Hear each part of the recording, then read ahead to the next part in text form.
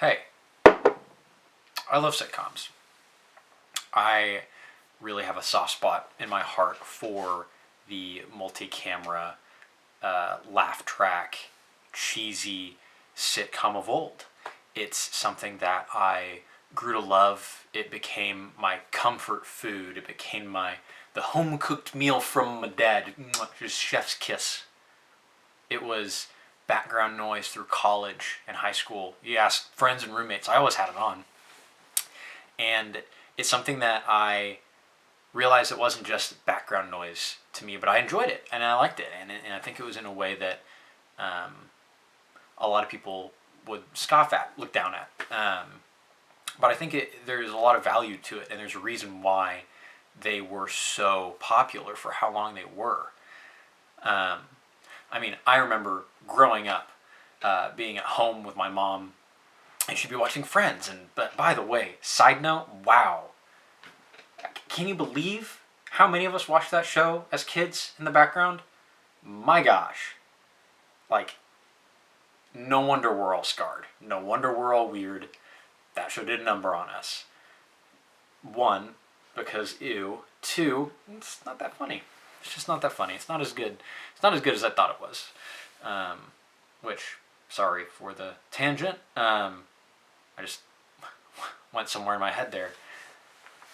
But go back and look at any episode of Seinfeld or any episode of Frasier or even Cheers, which I think of as a stereotypical sitcom.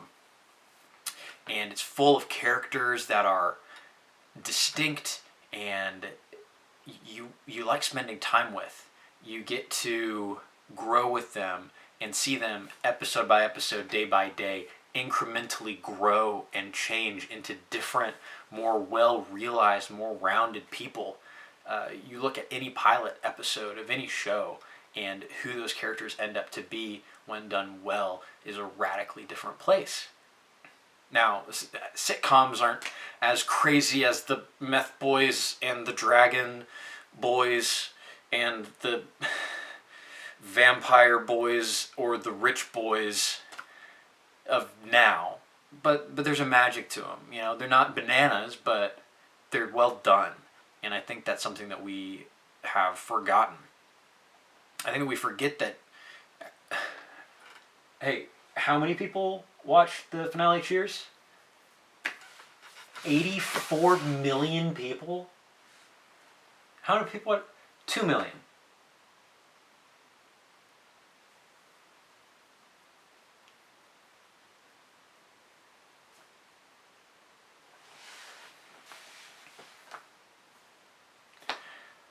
Boy, you get to spend time with your group. You get to see what they're up to one week. They grow, they change, they make you laugh, and you can come back next week and they're still there. They were a constant fixture in people's lives for decades. It's no wonder people cared about Sam and Diane or Ross and Rachel, and if they'd get together, because they spent half an hour every week for 9 years, for 3 years, wanting to know what would happen. And it's not just relationships. People grow up and people change, you know. Barney gets less like a criminal. Oh my gosh, it's so bad. Don't think too much about it. It really makes me upset sometimes. Not like in an angry way. It just grosses me out. But and it's partially due to the cookie cutter, trudging, episodic nature of sitcoms that made you feel so close to these characters. But there's also a facade over them, right? They're not really real, and they don't really feel real. We think they feel real. Look at videos of Friends or Sheldon Cooper's Bazorga Hour edited to not have a laugh track, and you can see how weird and stilted and wrong this dialogue feels. It's eerie. Did you know that most laugh tracks were recorded in like the 60s? And the laughs we hear on these network shows, it's mostly people who are dead now, and that's weird. The old shows, there's a life to them. Saturday Night Live feels organic because there are people in the studio. And in old sitcoms, there are people in the studio. Back when The Honeymooners was pulling in 1 billion people per episode, there were people in the stands. Even as recently as Seinfeld or some earlier seasons of Friends, there were normal people, and that's what they used. They had to have real comedians come in and warm up the crowds. They would get them ready to laugh at the show, and that's why I can revisit these older shows. But now, it's disconnected from reality in a way that it never was before, right? Robotic, it doesn't feel the same, it's creepy, it's Lynchian. Enter what I think is the year's most intriguing show, which is Marvel's, Disney's, Mickey's, DC's, Marvel's, Wanda's Vision. There's something so disorienting about this new MCU show that I love. But boy, does the internet have opinions on this one. I mean, people must have gone into it expecting the bombast of an MCU film, right? But if you just opened it up and you got a, I Love Lucy knockoff, you'd be so confused, right? And it's well done. They're actually funny. I think that if the show hadn't actually been funny, it could have, I think, been a pretty big failure. But here's the thing. Come here. It's good. Okay. They're really well done episodes of sitcoms. They feel like the 50s, the 60s, or the 70s. They feel like the people who made them cared about the eras where they take place.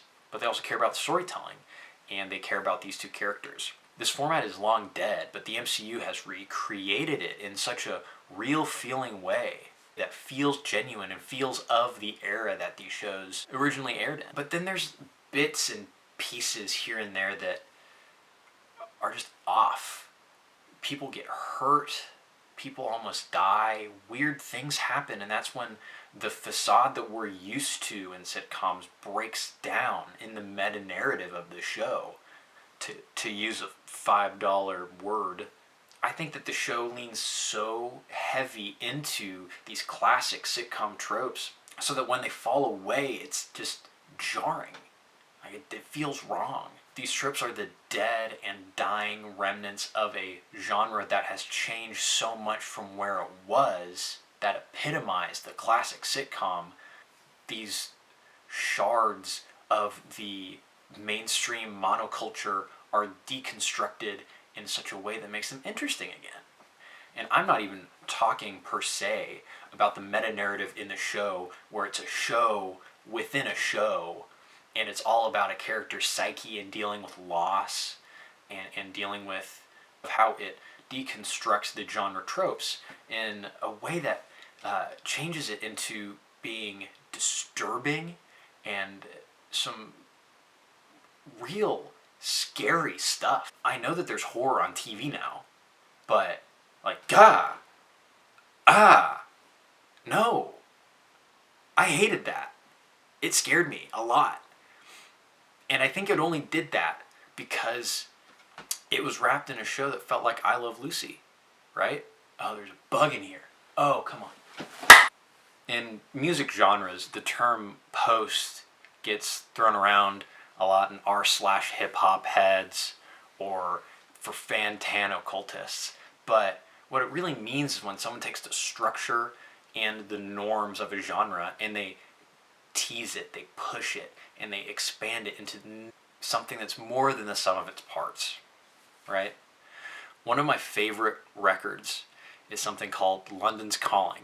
It's from the 1970s by a band called The Clash, and they were a punk outfit from the UK, and they eventually pushed past their punk roots into a post-punk movement, and it's emphasized in this album where it still has the aggressiveness of punk, a lot of the edge, but it brings in jazz as an influence. It brings in just lush horns, and it talks about consumerism and all these great, interesting things, and it's awesome. But it also has reggae, which is something I cannot and will not stand for. From a structural perspective, the MCU has always worn its television influences on its sleeves. The phases feel like TV seasons, and they've recently come to the end of a lot of their traditionally structured thing, so now we can't be surprised when it looks to deconstruct the norms and influences that it had. And that's not just a theory, that's a film theory. Oh no. I don't watch sitcoms much anymore. I have a job. I have a fiance whom I love dearly. I read books now, again, like I used to.